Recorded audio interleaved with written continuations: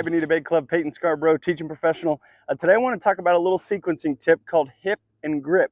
Now what does that mean? Well, generally speaking, when we get to the top of our backswing, we have to understand how we want to start this downswing. Now we're all told to rotate, which is beautiful, but sometimes, even myself included, I like to get in the habit, or we like to get in the habit of starting that downswing with that left shoulder. Well, that club starts to work in the wrong direction, so now we got to make some sort of compensation on the way down. Now, if I were to take this to a different example and I had a rock here and I wanted to skip it on the pond, I would take a nice little crow hop. I would get my pressure onto my lead side.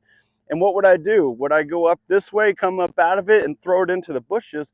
Or would I transfer my weight, get my pressure on my lead side, start to unwind with my hip, and then let that grip, or even my right hand, right elbow, get back out in front of me, keeping that ball nice and low. But what you also notice, I stay in my posture and I can cover that golf ball the same way. So if I get in there with my golf swing and I take this to the top and I start to unwind with my hip, I'm going to pretend that there's a string attached to the butt end of this club and to the lead hip here, and I'm going to start to let that string go. And what you'll notice from the down the line view, even if I did it one-handed, that's a pretty direct path with that hip and grip. I have the string attached, I'm going this way.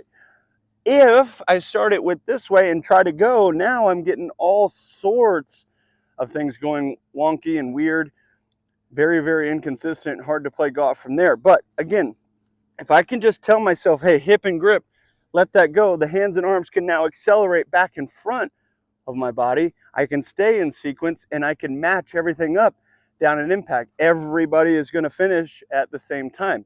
So again, if I wanted to skip a rock, what would I do? I'd stay in it, get the pressure on my lead side, hip and grip, lead, hip, trail, arm, moving at the same time, accelerating. Same thing in the golf swing. If I get to the top of my swing, hip and grip, everything finishes at the same time. Very, very easy to get back in sequence and keep that club on a nice, pretty plane down to the golf ball so we don't have to manipulate or compensate down an impact. Thank you so much for watching. I hope everyone is having a tremendous summer.